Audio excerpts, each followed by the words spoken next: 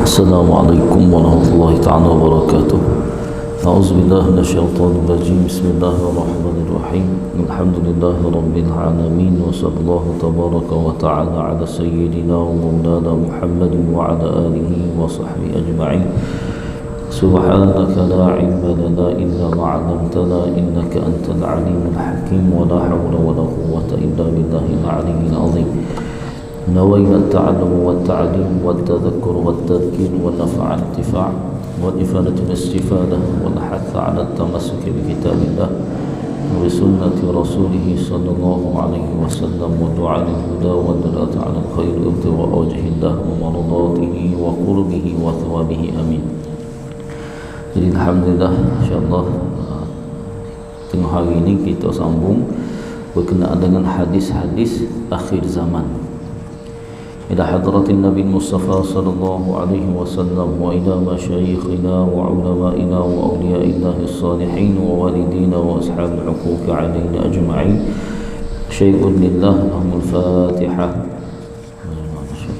بسم الله الرحمن الرحيم. الحمد لله رب العالمين الرحمن الرحيم مالك يوم الدين إياك نعبد وإياك نستعين اهدنا الصراط المستقيم صراط الذين أنعمت عليهم غير المغضوب عليهم ولا الضالين آمين.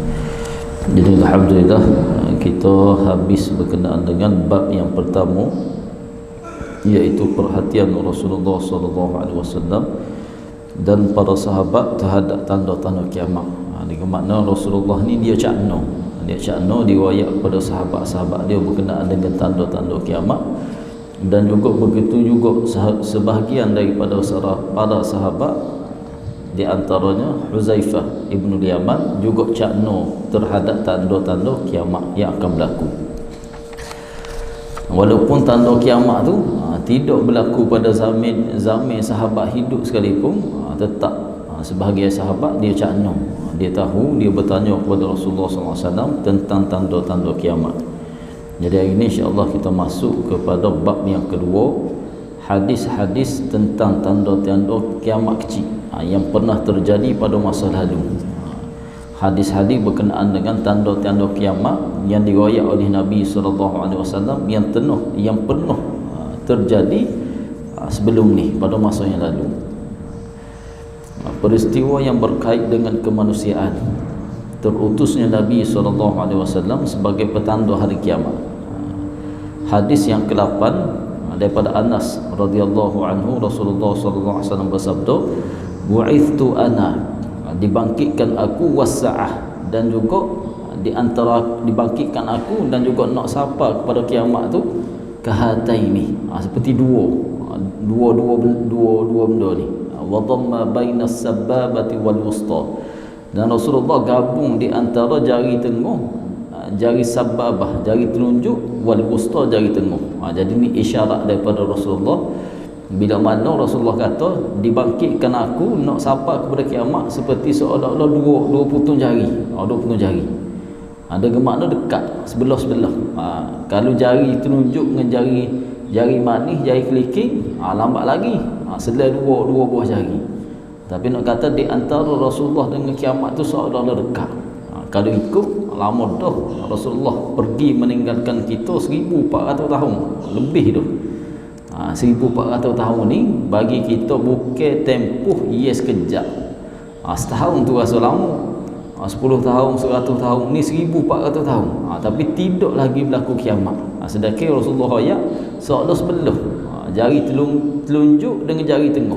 Makna dia, walaupun kita dah 1400 tahun daripada Rasulullah, dengan makna kehidupan manusia di muka bumi ni bermula daripada Nabi Adam AS sampailah kiamat. Bermula daripada Nabi Adam sampailah kiamat. Jadi bandingan masa umat Nabi SAW terlalu sedikit dibandingkan masa umat-umat yang terdahulu telah berlalu. Tu masuk dia. Walaupun kita ni 1400 tahun dah, tapi nak banding dengan umat-umat yang terdahulu bermula daripada Nabi Adam, kita lah seolah-olah sikit je tempoh umat ni berbanding umat-umat yang terdahulu. Tetapi setengah ulama kata setakat ni tidak ada lagi umat yang lebih daripada 1500 tahun.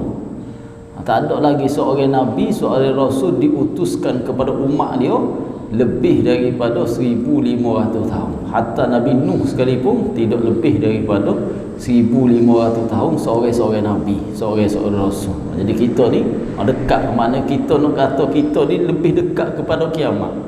Berbanding kita jauh jarak masa kita daripada nabi 1400 tahun dengan kita yang akan datang ni, nak tunggu 1400 tahun yang akan datang ni, lebih dekat. Boleh kata kita tu lebih dekat dengan kiamat. Kemudian hadis yang ke-9, Rasulullah SAW bersabda, bu'ithtu ana was-sa'ah, dibangkitkan aku, diutuskan aku, was-sa'ah, dan juga nak sapa kepada kiamat tu, kahadhihi wa hadhihi, seperti dan ini, in kadat la tasbiquni, dan hampir-hampir kiamat itu mendahului aku. Mana tahu tu Nabi royak. Mana serupa je hadis ni nak ayat bahawa Nabi tunjuk di antara jari telunjuk dan juga jari tengah dekat di antara aku dan kiamat. Dan Nabi kata hampir-hampir kiamat dulu. Mana hampir-hampir tak sempat aku diutuskan, kiamat berlaku dulu. Ni nak banding apa? Nak banding lama usia dunia ni.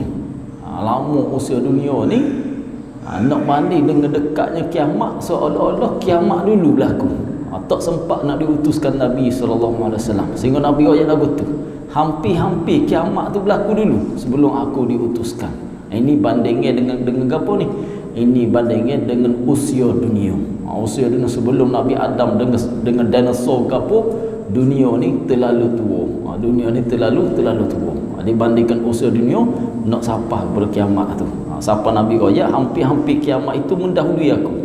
Tak sempat aku diutuskan, kiamat berlaku dulu. Seolah-olah lagu tu. Kemudian hadis seterusnya, munculnya para pendusta dan nabi palsu. Hadis yang ke-10 daripada Thauban radhiyallahu anhu, Rasulullah SAW bersabda, wa innahu sayakunu fi ummati, akan berlaku pada umatku. Umat mana ni? Ni umat dia ada dua. Yang pertama ummatul ijabah, umat yang mana beriman dengan Nabi SAW. Yang kedua ummatul dakwah. Ummatul dakwah ni umat yang disuruh untuk beriman kepada Nabi. Jadi umat ni ada makna sama ada umat dakwah, umat yang disuruh untuk masuk agama Islam, untuk beriman kepada Allah, beriman kepada Nabi, ataupun ummatul ijabah, umat yang telah terima ajaran Nabi SAW, ajarkan Nabi SAW untuk beriman kepada Allah dan juga beriman kepada Nabi. Jadi Nabi kata, wa innahu sayakunu fi ummati, akan berlaku pada umat aku ni 30 kadzabun, 30 orang pendusta. Kulluhum, semua mereka itu yaz'umu, mendakwa annahu nabi, dia itu adalah nabi. Wa ana khatamun nabiyyin, sedangkan aku ini adalah penutup segala nabi-nabi. La nabiyya ba'di, tak ada lagi nabi selepas aku. Walaupun hadis ni jelas, tapi akan ada, sehingga nak keluar pada Dajjal tu, sampai dah Dajjal yang terakhir sekali mengaku sebagai nabi. Juga Dajjal tu dia mari, dia mengaku sebagai nabi, sebagai seorang nabi, dan akhir sekali dia mengaku dia tu sebagai Tuhan juga. Selepas mengaku sebagai nabi, ada pengikut dia, selepas tu pengikut dia semakin ramai, dia mengaku dia adalah Tuhan. Jadi hak ni walaupun hadis Nabi jelas, tapi tetap ada mereka yang mengaku sebagai nabi dan juga tetap ada pengikut. Walaupun Nabi kata tak ada dah, nabi selepas aku tak ada dah. Tapi bila mana munculnya orang yang mengaku sebagai nabi, tetap ada pengikut.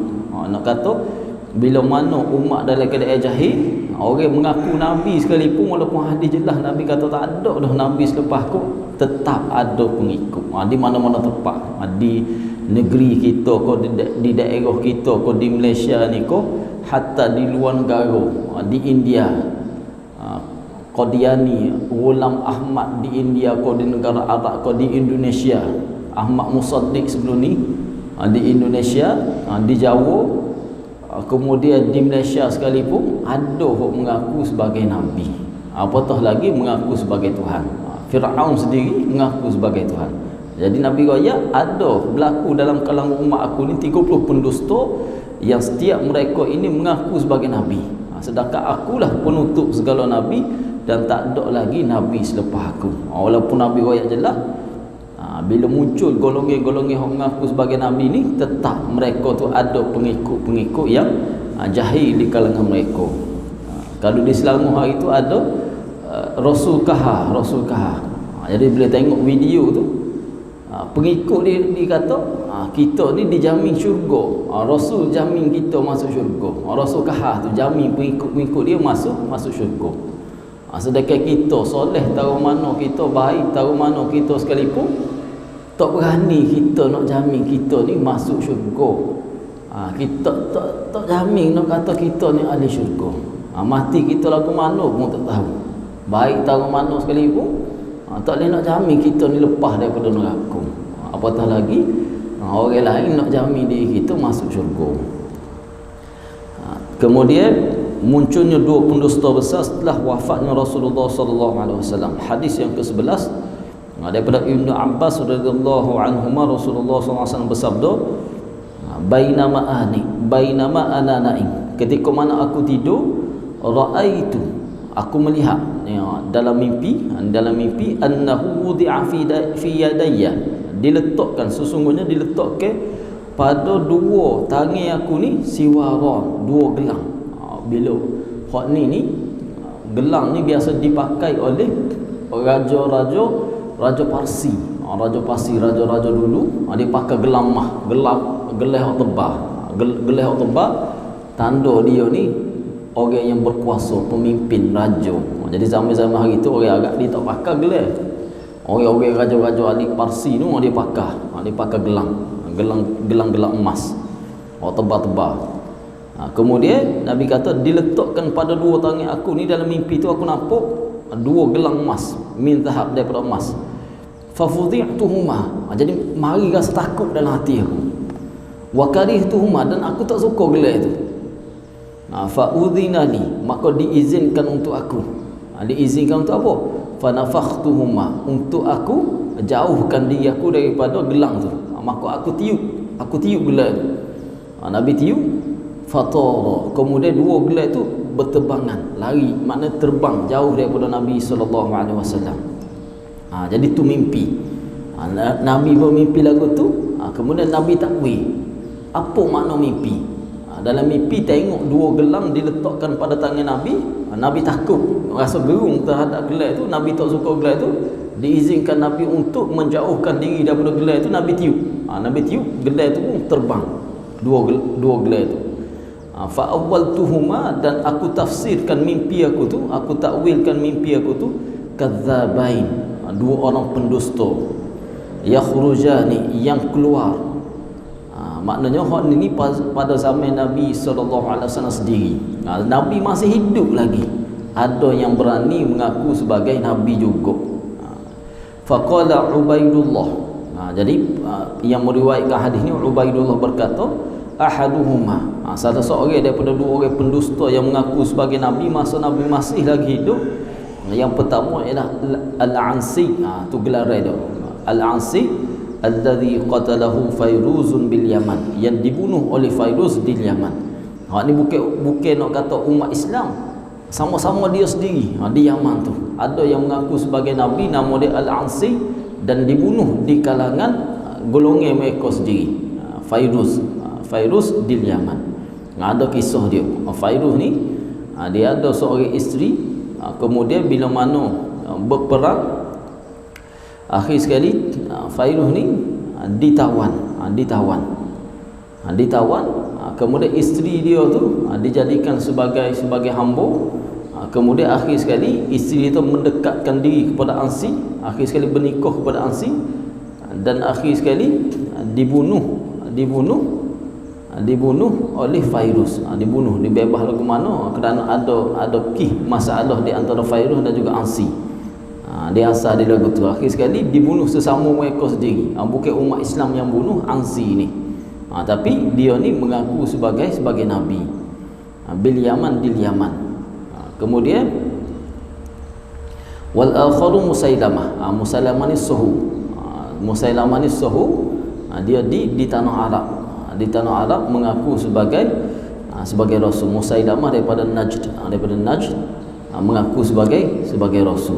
Bahkan dia menawarkan kepada Nabi, nak bagi dua. Dia mau ambil kuasa ni sebagai rasul, aku ambil kuasa ni sebagai rasul. Nak bagi kuasa dengan Nabi sallallahu alaihi wasallam. Dia lagi royak kepada Nabi, dia mau ambil kuasa itu, mau ambil kuasa ni. Dia mau rasul kuasa itu, ambil rasul kuasa ni. Dia lagi nak bagi dengan Nabi sallallahu alaihi wasallam. Dan juga ada pengikut, ramai pengikut Musailamah ni. Ramai pengikut Musailamah. Musailamah ni dalam hadis-hadis diriwayat, bila mana pengikut dia tanya royak kepada Musailamah, dia kata Nabi Muhammad tu ada mukjizat. Apa mukjizat kamu? Di antara mukjizat Nabi SAW bila mana datang ke Madinah, air di Madinah ni tidak seelok air yang ada di Mekah. Air di Mekah comel, air Zam-Zam, ada air Zam-Zam.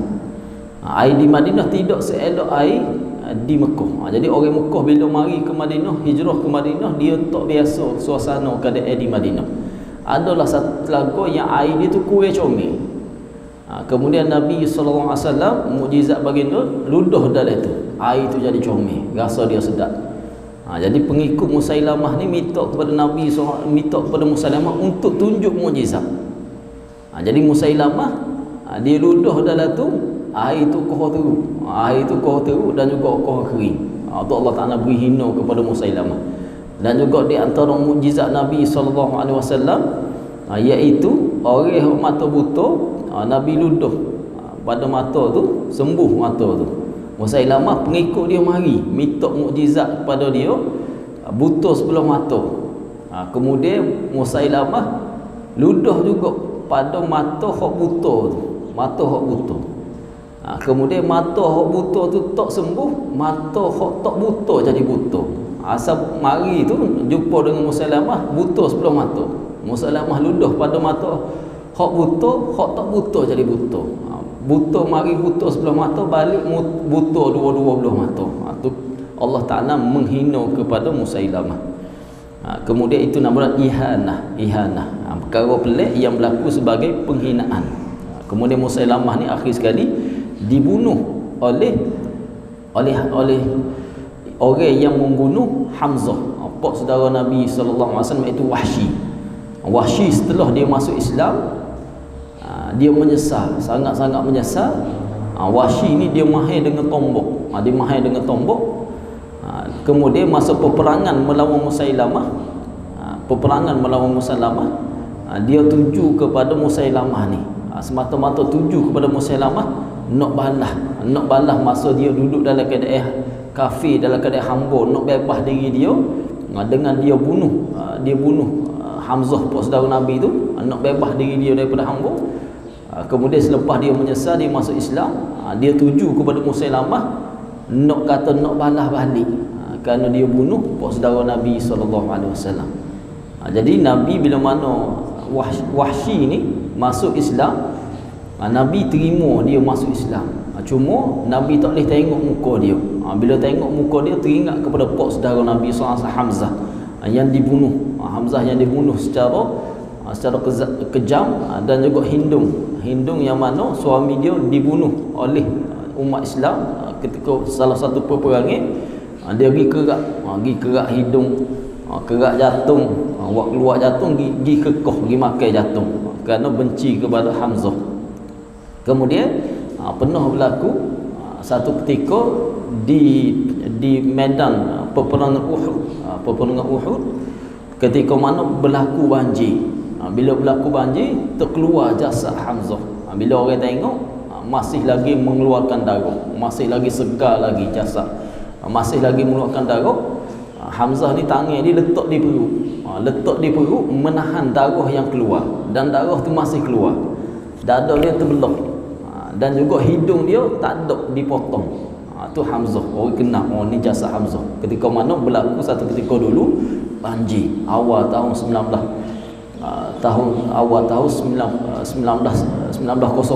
awal tahun dulu, ada gambar orang tunjuk. Gambar tu seramai-ramai, dan juga gambar tunjuk kaki yang keluar, masih lagi daripada segar lagi jasad syuhada Uhud pada masa tu. Tu kisah yang mana berlaku pada zaman sahabat lagi, Musailamah dan juga Ansi ni. Kemudian hadis yang ke-12, amma ba'da fa fi sya'ni hadzal rajul. Kemudian Nabi kata kadai orang ye alladhi qad aktsartum fihi, yang kamu duduk kecek, mana yang kamu duduk geger pasal orang ni, iaitu Musailamah, wa innahu kadzabun. Jadi Nabi kata dia ni adalah orang pendusta, min 30 kadzaban, daripada 30 orang pendusta, yakhrujuna baina yaday as-saah, yang akan keluar sebelum berlakunya kiamat. Jadi akan ada di India, di Malaysia akan ada. Ni setengah ulama kata bukan 30, ramai lagi. Cuma 30 ni hok banyak pengaruh, hok banyak mengikut. Setengah ulama kata bukan 30, banyak lagi hok mengaku sebagai nabi. Wa innahu laisa min baldatin yakhrujuna baina as-saah wa innahu laisa min baldatin illa yablughuha ru'bul masih. Dan hok akhir sekali ad-dajjal. Dan bila Dajjal keluar, tak ada satu negara pun, baldah, tak ada satu negeri pun, illa yablughuha, kecuali Dajjal akan sapa tempat tu, ru'bul masih. Ru'bul masih ni gerung, rasa takut kepada masih. Makna tak ada satu tempat pun bila Dajjal keluar ni, Dajjal akan sapa dan juga gerung kepada Dajjal tu, masuk berlaku, orang takut, pakai takut berlaku kepada Dajjal. Illal Madinah, kecuali Madinah, ada kulli naqbin min niqabiha, di setiap jalan-jalan masuk ke Madinah tu malakani, ada dua orang malaikat, yadhubbani anha, yang mempertahankan Madinah, ru'bal masih, daripada masuknya Dajjal. Dajjal ni dia kuat dengan sihir. Sihir Allah Ta'ala beri izin, apa saja dia nak buat. Orang zahir, orang mati hidup semula, telah dipotong dua, takut semula. Dajjal suruh takut semula jasad, takut semula. Dajjal mari suruh turun hujan turun, suruh hujan berhenti, suruh tumbuh pokok tumbuh, suruh pokok tak tumbuh. Ikut Dajjal. Allah Ta'ala beri izin pada masa tu sebagai ujian kepada umat Islam. Jadi sebelum sapa Dajjal ni, sapa dulu mereka yang mengaku sebagai nabi. Akhir sekali berakhir dengan Dajjal sendiri yang mengaku sebagai nabi, dan akhir sekali dia mengaku sebagai Tuhan. Kemudian wabak ta'un yang akan menimpa para sahabat. Ini Nabi royak yang berlaku pada sahabat. Hadis yang ke-13, u'dud sitan baina yaday as-saah. Kiralah Nabi kata nekara yang akan berlaku sebelum berlaku kiamat. Yang pertama, mauti, kematian aku. Kerana selepas aku mati tu tak ada dah nabi lain, tak ada dah Rasulullah lain, kecuali tunggulah sampai berlaku kiamat. Thumma fathu Baitul Maqdis, kemudian pembukaan kota Baitul Maqdis di Palestin, yang asalnya pada zaman Nabi SAW berada di bawah pemerintahan Rom. Kerana kuasa besar pada masa tu Rom dan juga Parsi di atas. Parsi, Iran sekarang ni dikuasai oleh golongan Syiah. Pada masa dulu kuasa besar, kuasa Parsi, alik kanan, alik kiri kuasa Romawi, orang Rom, orang Eropah. Dua-dua tu duk balah. Pada zaman Nabi pun sehingga diturunkan surah Rum, ghulibatir Rum, kerana Rum dan Parsi kuasa besar. Orang Arab pada masa tu orang tak cara, ikut demo lah nak lagu mana pun orang tak cara kepada bangsa Arab, kerana hidup di padang pasir, harta-harta tak ada pada pasir. Nak kuasai pun jauh, duduk di padang pasir nak pergi payah, harta tak ada. Jadi orang tak cara pada bangsa Arab ni pada masa tu. Bukan kuasa besar Rum dan juga Parsi. Jadi Parsi ni, Rum tu dia menguasai kawasan Palestin, kawasan Syam, termasuklah Mesir. Mesir pada sebelum zaman kedatangan Islam dikuasai oleh Rom. Ada lagi kisah-kisah sejarah di Iskandariyah, di mana ada lagi kubu-kubu kisah-kisah pemerintahan Rom pada masa tu, pada masa sebelum kedatangan Islam. Jadi Baitul Maqdis ini dikuasai oleh Rom, dan juga akhir sekali dibuka oleh Sayyidina Umar. Semasa pembukaan kawasan daerah-daerah Islam dibuka oleh Sayyidina Umar, zaman Sayyidina Umar. Ini berlaku pada zaman sahabat. Thumma mutanun, kemudian kematian beramai-ramai, ya'khudhu fikum, yang akan menimpa kamu. Kamu ni kena pada para sahabat, kaqu'asil ghanam, seperti penyakit kambing. Penyakit kambing hok mati ramai-ramai. Kalau kita katalah penyakit air ke penyakit gapo, mati tu ramai-ramai sekaligus. Bukan mati seekor dua. Mati tu mati ramai. Ni penyakit merebak. Serupa kita hari ni penyakit Covid sebelum ni. Orang ramai mati, hospital penuh. Pakat sakit berlaku. Mati. Ni berlaku wabak ta'un. Kerana pada masa tu tak berlaku lagi sebelum tu. Bila berlaku pada masa tak ada obat lagi, tak jumpa lagi obat. Allah ni lah, kalau ta'un tu adalah obat dia tu. Makna jumpa dulu zaman Nabi bila mula-mula berlaku tak jumpa lagi obat. Jadi pada masa tu merebak melalui air apa semua. Jadi ramailah sahabat-sahabat yang mati. Sehingga ketika mana Sayyidina Umar dia dalam perjalanan dengan beberapa orang sahabat, beberapa jemaah sahabat daripada Madinah nak pergi ke Syam. Pada masa tu Syam diserang wabak ta'un ni. Ada sahabat-sahabat yang meninggal. Ada sahabat-sahabat yang meninggal di Jordan kerana penyakit ta'un ni di Syam. Pada masa tu termasuk Jordan. Kemudian bila nak pergi tengah-tengah perjalanan itu, ada orang yang mari royak kepada Sayyidina Umar, wahai Sayyidina Umar, Syam hok kamu nak pergi sekarang ni sedang dilanda wabak ta'un. Berlaku pada zaman sahabat hok Nabi royak ni dalam hadis ni. Kemudian duk bicara di antara sahabat ni, ada sahabat kata kita pergi. Kalau Allah takdir mati, matilah kita. Kalau Allah takdir kita ni tak mati juga, kita pergi. Kemudian setengah sahabat royak, jangan, kita balik. Kita balik. Kerana bahaya kalau kita pergi ni, mudarat kena kepada kita. Setengah kata tak apa, kita pergi. Kalau Allah Ta'ala kata tak kena, tak kena. Kalau Allah Ta'ala kata mati, mati. Jadi Sayyidina Umar buat keputusan balik. Tak jadi pergi kepada Syam yang sedang dilanda wabak ta'un pada masa tu. Jadi kemudian bila lagu tu, adalah sahabat tanya, wahai Sayyidina Umar, kita tak pergi ni nak lari daripada takdir Allah ke lagu mana? Ada sahabat tanya, kita tak pergi ke Syam ni kerana wabak ta'un tu, nak lari daripada takdir Allah ke lagu mana? Takut kepada ta'un tu ke lagu mana? Tidak, Sayyidina Umar kata, kita lari balik ni pun itu adalah termasuk dalam takdir Allah Ta'ala. Maknanya takdir Allah Ta'ala berlaku ta'un. Ya, takdir Allah Ta'ala berlaku ta'un. Kita balik ni pun itu juga termasuk dalam takdir Allah Ta'ala. Bukan kita lari zahir je.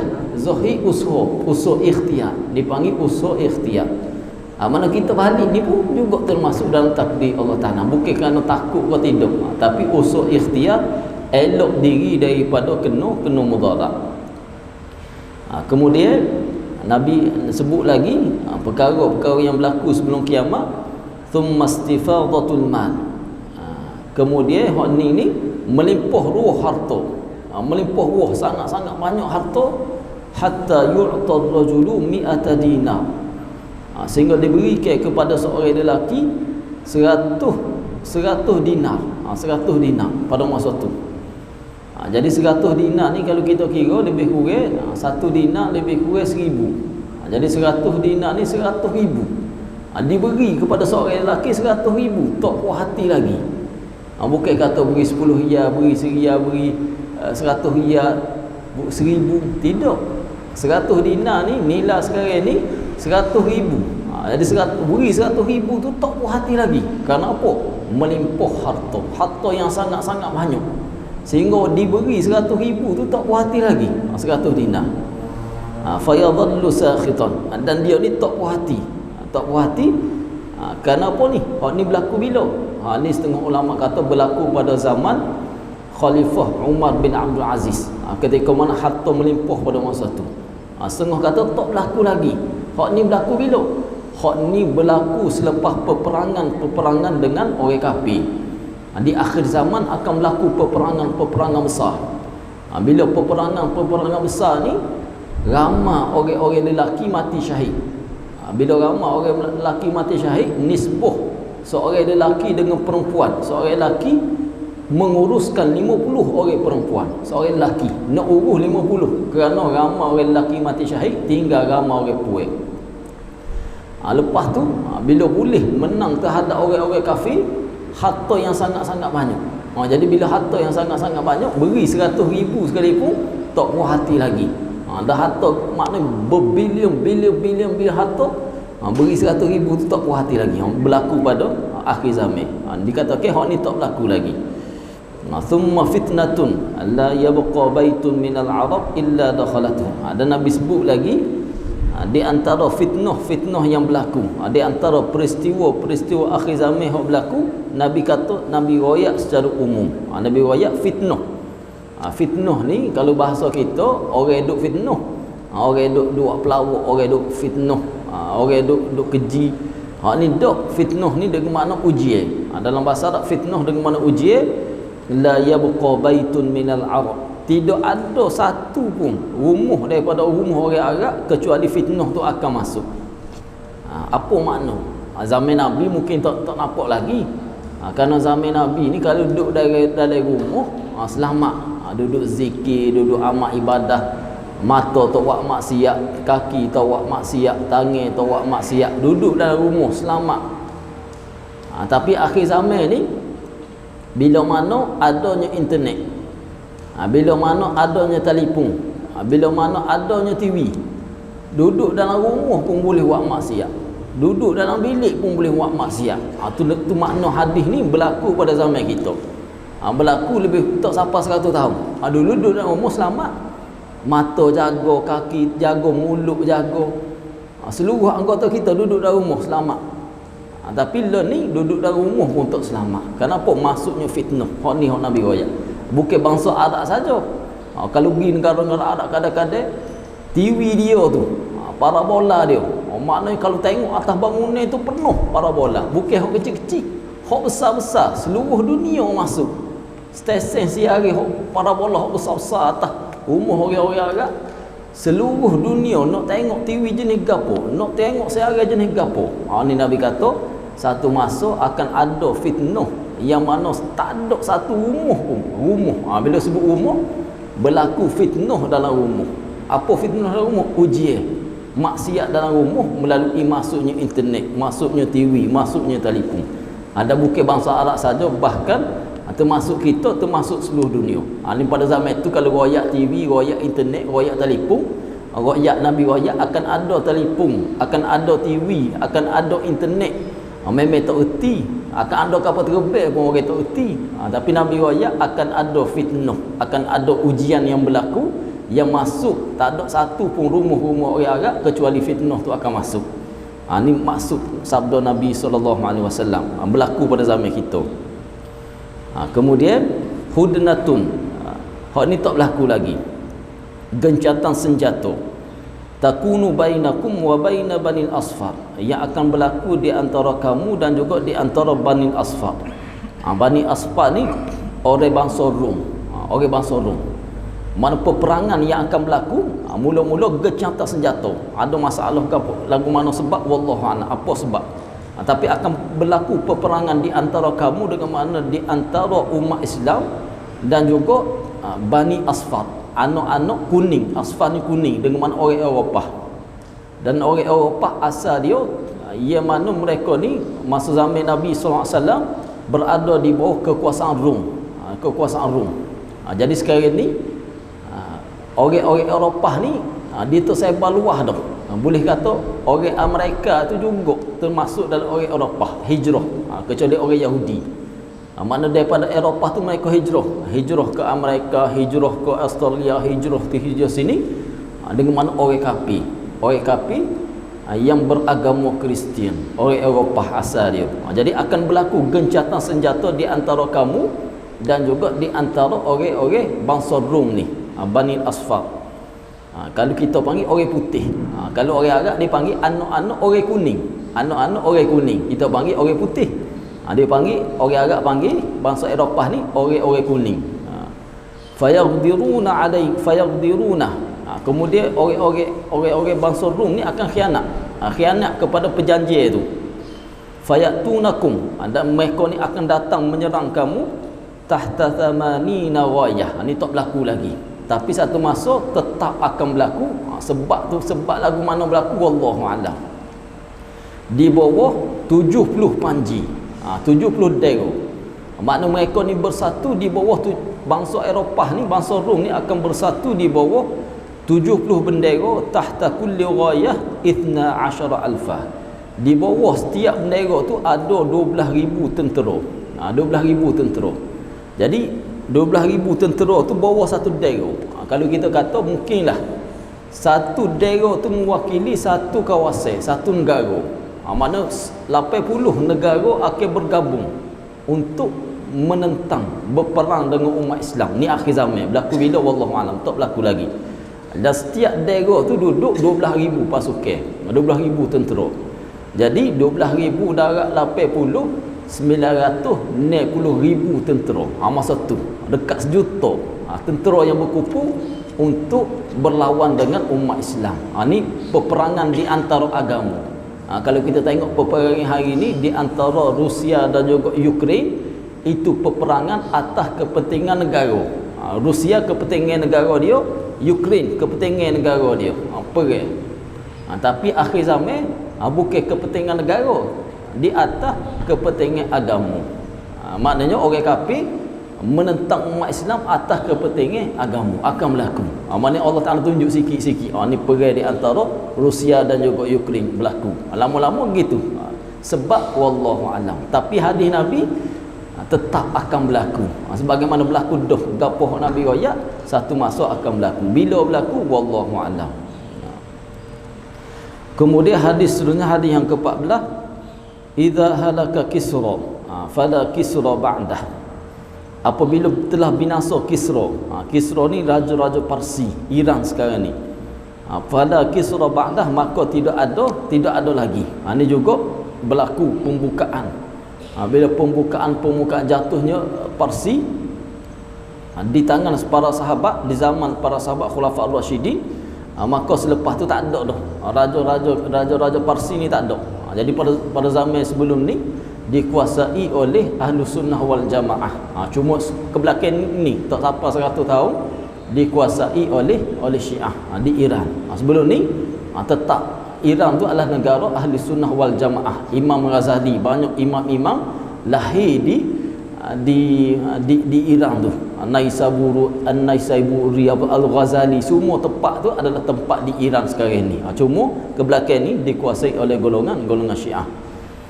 Kemudian wa idza halaka Qaisar, apabila binasa Qaisar, raja-raja Rom, fala Qaisar ba'dah, tak ada lagi raja-raja selepas tu. Ini juga berlaku. Satu hadis Nabi riwayat akan dibuka Konstantinopel, Konstantiniyah, pusat kerajaan Rom di Istanbul, suatu masa Turki, suatu masa dulu.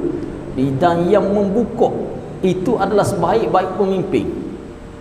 Dan pasukan hok menawan Konstantiniyah, pusat bagi kerajaan Rom pada masa tu, juga adalah sebaik-baik pemimpin.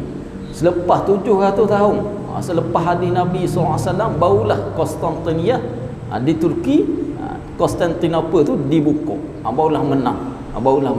Jadi hadis Nabi tu berlaku. Lepas tu tak ada dah raja-raja, tak ada dah, pecah jadi negara kecil-kecil semua.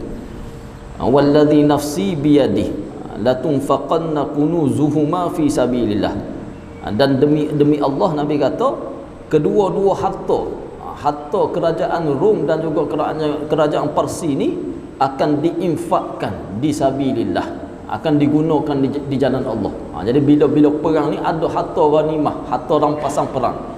Jadi harta rampasan perang Rom dan Parsi pada masa dibuka kawasan-kawasan itu digunakan di jalan Allah Ta'ala. Itu kisah yang berlaku pada zaman sahabat. Kemudian kita masuk kepada hadis yang ke-15. Hadis yang ke-15, Innallah, ini fitnah yang menimpa kaum muslimin yang berlaku. Innallaha zawali al-ardha, Allah Ta'ala bentangkan kepada aku bumi ni. Allah Ta'ala bentangkan bumi ni, Nabi tengok, fara'aitu masyariqaha wa magharibaha, aku tengok timur dan barat. Pada masa tu tak ada peta nak tengok seluruh dunia, tak ada lagi. Tapi Allah Ta'ala bentangkan dunia ni kepada Nabi SAW, tengok alik timur, tengok alik barat. Wa inna ummati, dan Nabi kata sungguh umat aku ni saya belum mulkah, akan menguasai pemerintahan bumi ni.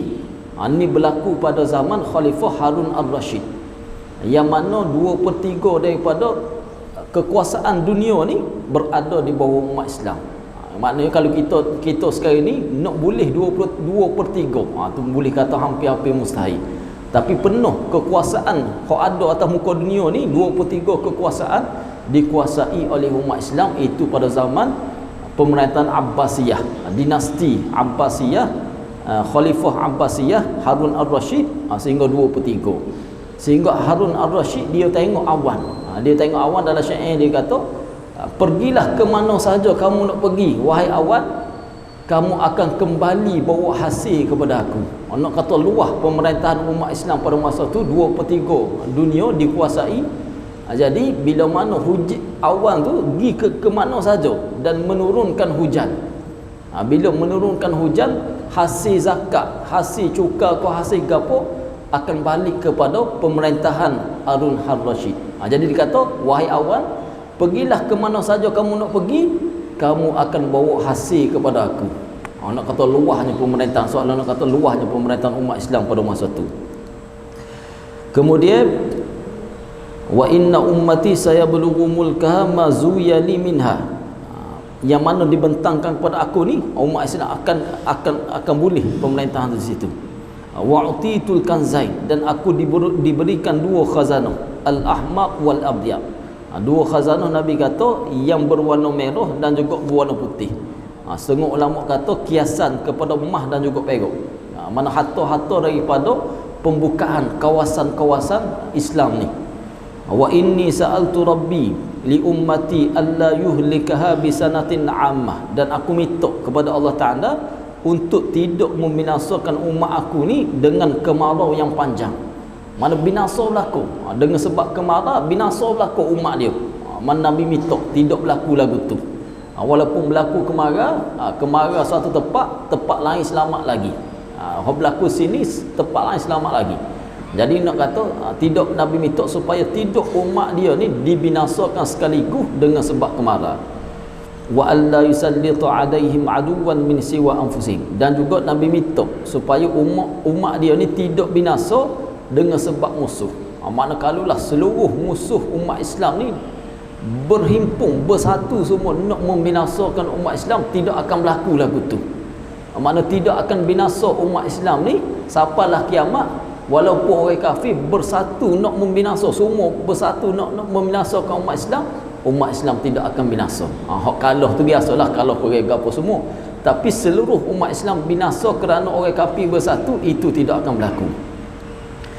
Kecuali Nabi kata hak membinasakan umat Islam ni adalah sesama mereka sendiri, min siwa anfusihim, kecuali sesama mereka sendiri yang membinasakan. Berlaku perang saudara, berlaku lagu ni, itu sesama umat Islam sendiri.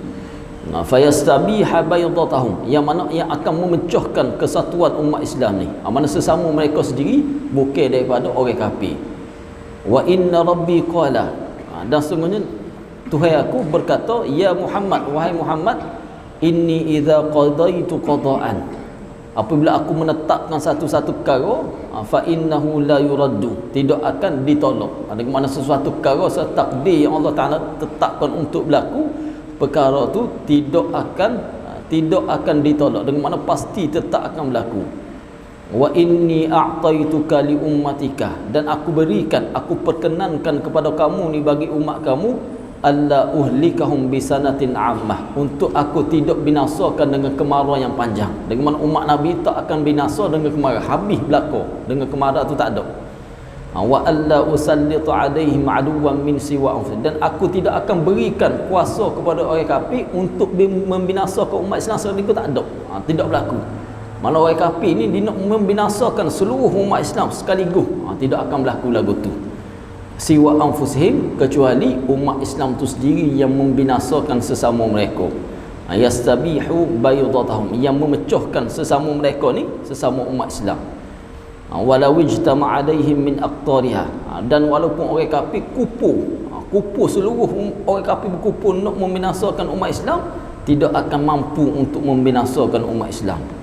Au qala man baina aqtariha hatta yakuna ba'duhum yuhliku ba'dan wa yasbi ba'duhum ba'dha. Sehinggalah sesama umat Islam ni membinasakan sesama mereka, wa yasbi ba'duhum ba'dha, dan juga menawan sebahagian mereka dengan sebahagian lain. Ni berlaku bila ni? Berlaku peperangan di kalangan sahabat, berlaku peperangan Siffin, berlaku peperangan Jamal sebelum tu. Ada juga berlaku peperangan apa semua, perebutan kuasa apa semua sampailah hari ni. Tu hak Nabi sebut dah. Nabi sebut dah. Mana orang kafir kalaulah mereka ni bersatu nak membinasakan seluruh umat Islam, mereka tak akan mampu. Tapi umat Islam berlaku juga sesama mereka ni berlaku peperangan, berlaku perbalahan, berlaku apa saja, itu berlaku sesama mereka sendiri. Hak tu Nabi minta dengan Allah, nak suruh tak berlaku, tidak. Allah kata hak tu Allah Taala tak terima. Hak tu Allah Taala tidak terima. Insya-Allah kita nak berhenti situ. Kemudian kematian Sayyidina Umar menjadi terbukanya pintu gerbang fitnah di antara kaum muslimin. Jadi Sayyidina Umar ni dengan sikap dia hak tegah, kebanyakan fitnah tidak berlaku. Tidak berlaku fitnah tu tidak berlaku pada zaman Sayyidina Umar. Pernah satu ketika seorang tu dia minta keputusan dengan Nabi SAW. Nabi beri keputusan dia lagu ni. Dia pun tak puas hati dengan Nabi. Bila dia tak puas hati, dia bertemu dengan Sayyidina Umar, nak minta pula keputusan dengan Sayyidina Umar. Sayyidina Umar ambil pedang dia pacung terus. Dia kata orang ni kafir, kerana tak terima keputusan Nabi SAW. Jadi lepas pergi temu Nabi, kita temu pula Sayyidina Umar nak minta keputusan lain. Tu nak kata tegah Sayyidina Umar backing. Jadi fitnah kekacauan, perpecahan zaman Sayyidina Umar tu tidak berlaku lagi. Sayyidina Umar seolah-olah sebagai pintu yang menutup di antara fitnah perpecahan umat yang berlaku selepas zaman Nabi SAW. Tapi selepas Sayyidina Umar kena bunuh, selepas tu barulah pecah keluar Syiah, keluar Khawarij, Mu'tazilah, semua tu berlaku selepas zaman Sayyidina Umar. Ini hadis Nabi sebut seolah-olah Sayyidina Umar ni adalah pintu kepada tutupnya fitnah yang berlaku.